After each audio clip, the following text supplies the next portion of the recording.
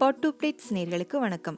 இன்னைக்கு நம்மளோட சேனல்ல நல்ல கிறிஸ்பியான ஹோட்டல் ஸ்டைல் மசாலா தோசை வீட்டில் எப்படி பண்ணுறதுன்னு தான் பார்க்க போகிறோம். இந்த வீடியோவில் மசாலா தோசைக்கு தேவையான மாவு எப்படி ரெடி பண்ணுறது, ரெட் சட்னி எப்படி பண்ணுறது, அப்புறம் மசாலா தோசைக்கு உள்ளே வைக்கிற உருளைக்கிழங்கு ஸ்டஃபிங் எப்படி பண்ணுறது அப்படின்னு எல்லாமே டீட்டெயில்டாக இந்த வீடியோவில் உங்களுக்கு நான் செஞ்சு காமிச்சிருக்கேன். வீடியோவை தொடர்ந்து முதல்ல இருந்து கடைசி வரை பாருங்கள். அப்போ தான் ஒரு பர்ஃபெக்டான மசாலா தோசை பண்ணுறதுக்கு உண்டான எல்லா ஸ்டெப்ஸையும் நீங்கள் தெரிஞ்சுக்க முடியும். மசாலா தோசை பண்ணுறதுக்கு தேவையான பொருள் எல்லாமே நான் கீழே டிஸ்கிரிப்ஷனில் கொடுத்துருக்கேன். வாங்க இப்போ எப்படி பண்ணுறதுன்னு பார்க்கலாம். முதல்ல தோசை மாவு அரைக்கிறதுக்கு தேவையான அரிசி ஊற வச்சுக்கலாம். இட்லி அரிசி 2 கப் எடுத்துக்கோங்க. நான் மெஷர்மெண்ட் கப்புக்கு 2 கப் அளவுக்கு எடுத்திருக்கேன். அதே கப்புக்கு அரை கப் அளவுக்கு உளுந்து போட்டுக்கோங்க.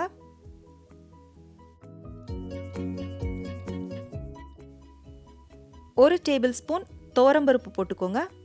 1 டேபிள் ஸ்பூன் கடலைப்பருப்பு போட்டுக்கோங்க. அடுத்ததா 1 டீஸ்பூன் வெந்தயம் போட்டுக்கோங்க. இப்போ இது எல்லாத்தையும் ஒரு 2 தடவை தண்ணி ஊற்றி நல்லா கழுவி எடுத்துக்கோங்க. கழுவி எடுத்தாச்சு. இப்போ இது மூழ்கிற அளவுக்கு தண்ணி ஊற்றிட்டு இது ஒரு மூடி போட்டு மூடி ஒரு 5லிருந்து 6 மணி நேரத்துக்கு இதை நல்லா ஊற விட்டுக்கோங்க.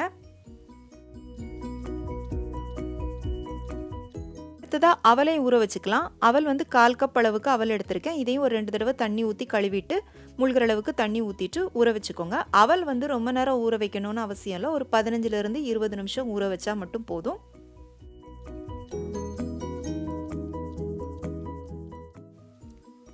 இப்போ அரிசி உளுந்து எல்லாம் நல்லா ஊறிடுச்சு. நம்ம ஊற வச்ச அவலும் நல்லா ஊறிடுச்சு. இன்றைக்கி நான் உங்களுக்கு மிக்சியில் தான் இதை அரைச்சி காமிக்க போகிறேன். நீங்கள் கிரைண்டரில் அரைக்கிறதா இருந்தால் கூட அரைச்சிக்கலாம். இந்த அவல் அரிசி எல்லாமே ஒன்றா சேர்த்து போட்டே நீங்கள் அரைச்சிக்கலாம். நீங்கள் அரிசி அதிகமாக ஊற வைக்கிறீங்க அப்படின்னா 2 தடவையாக போட்டு அரைச்சிக்கோங்க.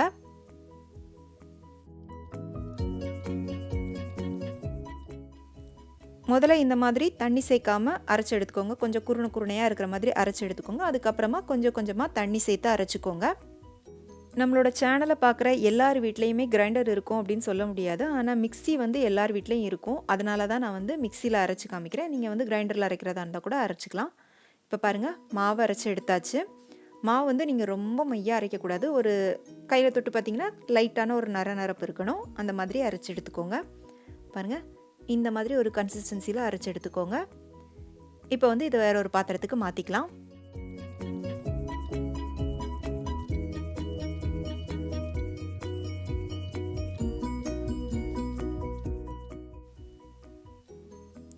இப்போ மாவை வேற ஒரு பாத்திரத்துக்கு மாற்றியாச்சு. இப்போ தேவையான அளவுக்கு உப்பு சேர்த்துட்டு நல்லா கலந்து விட்டுக்கோங்க. உப்பு சேர்த்துட்டு கையால் கலந்துக்கோங்க, கரண்டியால் கலக்காதீங்க. கையால் கலக்கும்போது உங்களுக்கு மாவு சீக்கிரமாக புளிக்கும். இப்போ மாவு நல்லா கலந்தாச்சு. இப்போ இதை ஒரு மூடி போட்டு மூடி ஒரு 8 மணி நேரத்துக்கு இதை நல்லா புளிக்க விட்டுக்கோங்க. இப்போ நான் மாவை நல்லா ஒரு 8 மணி நேரம் புளிக்க வச்சு எடுத்திருக்கேன். பாருங்கள், மாவு நல்லா புளிச்சு பொங்கி இருக்குது. அதே மாதிரி நீங்கள் மாவு ஊற்றி வைக்கிற பாத்திரம் மாவு புளிச்சு வெளியில் சிந்தாத அளவுக்கு கொஞ்சம் பெரிய பாத்திரத்தில் ஊற்றி வச்சுக்கோங்க. இப்போ இதை நல்லா கலந்துக்கலாம். இப்போ இந்த மாவு கொஞ்சம் திக்காக இருக்குது. இதோட நம்ம கொஞ்சமாக தண்ணி சேர்த்து கரைச்சிக்கலாம். இப்போ தேவையான அளவு மட்டும் மாவு எடுத்து நான் வேற ஒரு பாத்திரத்தில் ஊற்றிட்டு மீதி மாவு நான் ஃப்ரிட்ஜில் வச்சுட்டேன். இப்போ இந்த மாவோட கொஞ்சமாக தண்ணி சேர்த்து கரைச்சி எடுத்துக்கலாம். பாருங்கள், இந்த மாதிரி கன்சிஸ்டன்சியில் கரைச்சிக்கோங்க. இப்போ மாவு ரெடி ஆயிடுச்சு.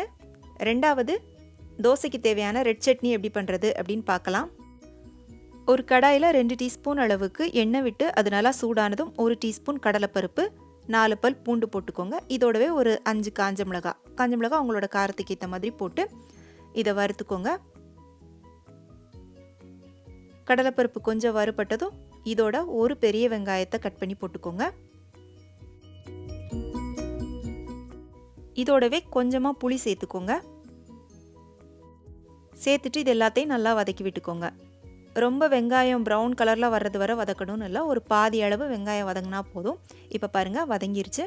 இப்போ இதை ஆற விட்டுட்டு ஒரு மிக்சி ஜாருக்கு மாற்றிக்கோங்க. இப்போ இதோட தேவையான அளவுக்கு உப்பு சேர்த்துக்கோங்க. இப்போ இதோட கொஞ்சமாக தண்ணி சேர்த்து நல்லா பேஸ்ட்டாக அரைச்சி எடுத்துக்கோங்க. பாருங்கள், அவ்வளோதான். இப்போ நம்மளோட ரெட் சட்னி தயாராகிடுச்சு. அடுத்ததாக உருளைக்கிழங்கு மசாலா எப்படி பண்ணுறது அப்படின்னு பார்க்கலாம். இதில் வந்து ஒரு 3 பெரிய சைஸ் உருளைக்கிழங்கை வேக வச்சு தோல் எல்லாத்தையும் உரிச்சிட்டு நல்லா மசிச்சு வச்சுருக்கேன். பாருங்கள், இந்த மாதிரி நல்லா மசிச்சு வச்சுக்கோங்க. இப்போ ஒரு கடாயில் ஒரு 3 டீஸ்பூன் அளவுக்கு எண்ணெய் ஊற்றிக்கோங்க. எண்ணெய் நல்லா சூடானதுக்கப்புறமா ஒரு அரை ஸ்பூன் சோம்பு, அரை ஸ்பூன் கடலைப்பருப்பு போட்டு வறுத்துக்கோங்க. இதோடவே ஒரு 3 பச்சை மிளகாவை நல்லா மெல்லிசாக கட் பண்ணி போட்டுக்கோங்க. பச்சை மிளகா உங்களோட காரத்துக்கு ஏற்ற மாதிரி போட்டுக்கோங்க. அடுத்ததாக 2 பெரிய வெங்காயத்தை நல்லா மெல்லிசாக நீள வாக்கில் கட் பண்ணி போட்டு வதக்கிக்கோங்க. இதோடவே கொஞ்சமாக கருவேப்பிலையும் சேர்த்துக்கோங்க.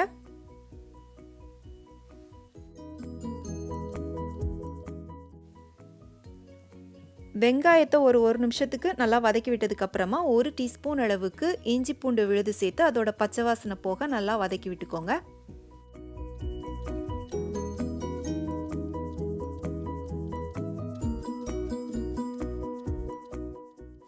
இப்போ இஞ்சி பூண்டோட பச்சை வாசனைலாம் நல்லா மாறினதும் ஒரு 1/4 டீஸ்பூன் அளவுக்கு மஞ்சள் தூள் சேர்த்து திரும்பவும் கொஞ்சம் நல்லா வதக்கி விட்டுக்கோங்க.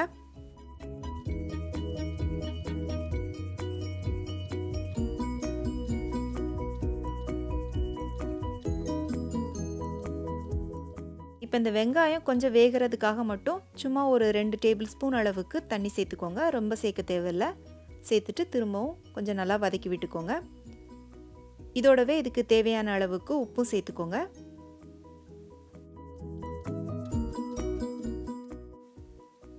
உப்பு சேர்த்து நல்லா வதக்கிக்கோங்க. வெங்காயம் ஒரு 3/4 பாகம் நல்லா வெந்ததுக்கு அப்புறமா நம்ம மசிச்சு வச்ச உருளைக்கிழங்கை இதோட சேர்த்து அந்த மசாலாவோட நல்லா மிக்ஸ் ஆகுற மாதிரி கலந்து விட்டுக்கோங்க. அடுப்பை வந்து கொஞ்சம் லோ ஃப்ளேமில் வச்சுட்டு இதை ஒரு 2-3 நிமிஷத்துக்கு கொஞ்சம் அப்படியே வேக விட்டீங்க அப்படின்னா நல்லா உப்பு காரம் எல்லாமே அந்த உருளைக்கிழங்கோட நல்லா சேர்ந்துருக்கும். கடைசியாக வந்து கொஞ்சமாக மல்லித்தழை தூவிக்கோங்க. இப்போ நம்ம உள்ளே வைக்கிற ஸ்டஃபிங்கான மசாலா ரெடி ஆயிடுச்சு.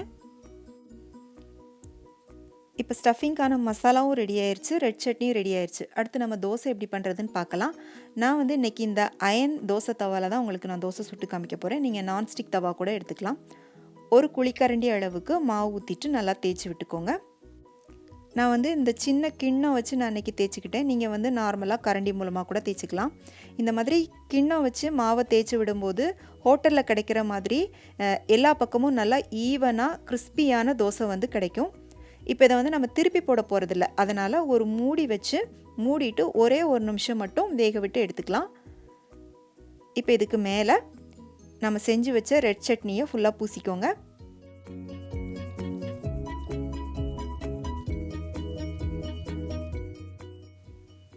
ரெட் சட்னி போட்டதுக்கு அப்புறமா நம்ம செஞ்சு வச்சுருக்கிற உருளைக்கிழங்கு ஸ்டஃபிங்கை வச்சுக்கோங்க.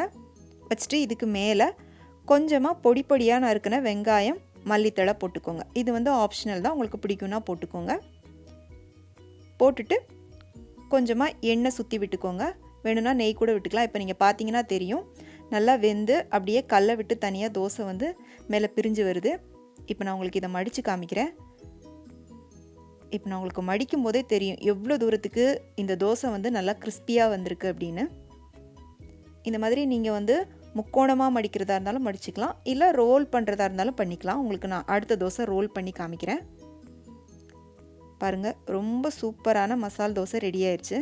பாருங்கள், எல்லா பக்கமும் நல்லா ஈவனாக நல்லா கிறிஸ்பியாக வந்திருக்கு. அதே மாதிரி கலரும் நல்லா எல்லா பக்கமும் ஈவனாக இருக்குது.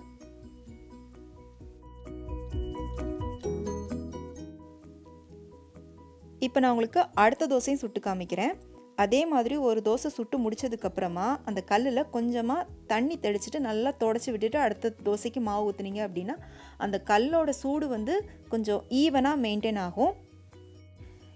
இதே மாதிரி நம்மளோட சேனலில் இன்னும் நிறைய தோசை வெரைட்டிஸ் நம்ம பார்க்க போகிறோம். அதை நீங்கள் மிஸ் பண்ணக்கூடாது அப்படின்னா நம்மளோட சேனலை நீங்கள் சப்ஸ்கிரைப் பண்ணி வச்சுக்கோங்க. பக்கத்தில் இருக்கிற பெல் சிம்பலையும் கிளிக் பண்ணிக்கிட்டிங்கன்னா உங்களுக்கு 3 ஆப்ஷன் ஷோ ஆகும். அதில் ஆல் அப்படிங்கிற ஆப்ஷனை கிளிக் பண்ணிக்கிட்டிங்கன்னா நான் போடுற புது வீடியோவோட நோட்டிஃபிகேஷன் உங்களுக்கு உடனுக்குடனே கிடைக்கும். நம்மளோட சேனலில் நான் ஏற்கனவே அடை தோசைக்கான ரெசிபி, வெந்தய தோசைக்கான ரெசிபி, அப்புறம் நல்லா ஹோட்டல் ஸ்டைலில் கிறிஸ்பியான ரவா தோசைக்கான ரெசிபி எல்லாமே நான் அப்லோட் பண்ணியிருக்கேன். அதுக்கான லிங்க்கும் நான் உங்களுக்கு கீழே டிஸ்கிரிப்ஷனில் கொடுக்குறேன். பார்த்து செக் பண்ணிக்கோங்க, உங்களுக்கு வந்து யூஸ்ஃபுல்லாக இருக்கும்.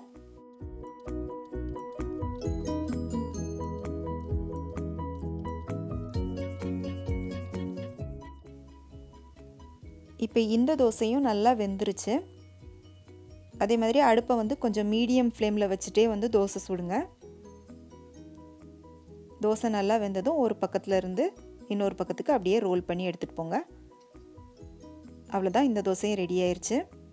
நல்லா சூப்பரான தேங்காய் சட்னியோடு வச்சு சாப்பிட்டிங்கன்னா ரொம்ப ரொம்ப நல்லாயிருக்கும். கண்டிப்பாக இந்த மசால் தோசையை உங்கள் வீட்டில் செஞ்சு பாருங்கள். செஞ்சு பார்த்துட்டு எப்படி இருந்துச்சுன்னு உங்களுடைய கருத்துக்களை எனக்கு மறக்காமல் கீழே கமெண்ட் செக்ஷனில் சொல்லுங்கள். பிடிச்சிருந்தா உங்கள் ஃப்ரெண்ட்ஸுக்கும் ஷேர் பண்ணுங்கள், லைக் பண்ணுங்கள், சேனலுக்கு சப்ஸ்கிரைப் பண்ணுங்கள். மீண்டும் வேறொரு ரெசிபியோடு சந்திக்கிறேன். நன்றி, வணக்கம்.